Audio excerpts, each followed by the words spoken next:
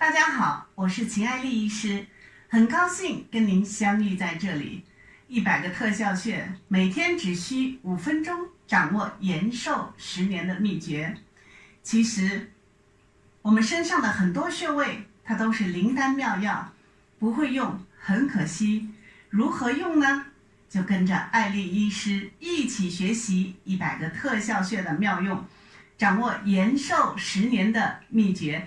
今天我们要学习的第5课是咳嗽气喘拍中府，肺脏健康首选它。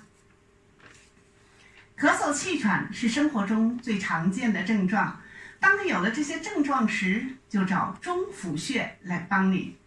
中府穴是我们肺经的募穴，专门调理肺脏的问题。而肺的生理功能呢，是主气管呼吸的。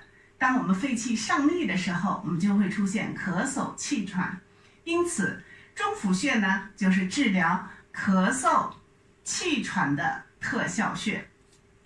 那中府穴在哪里呢？我先在模特身上给大家找一下。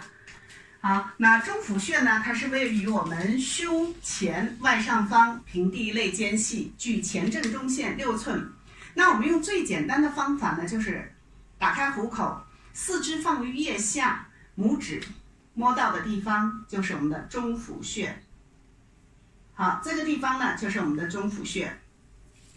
那找到中府穴之后怎么办呢？我们就要在中府穴的地方去刮痧。当你咳嗽、气喘、胸闷的时候呢，这个地方中府穴的周围呢就有很多的结节，很堵。那我们就沿着前肩胛环刮痧。刮痧的时候呢，我们先涂上刮痧油，那么橄榄油呢也是可以。然后呢，给它沿着这个肩胛环刮痧，那出痧即可。痧呢，就是我们体内的毒素，红色是热，紫色是瘀，黑色是毒。那严重的时候呢，我们还可以刮出很多黑痘。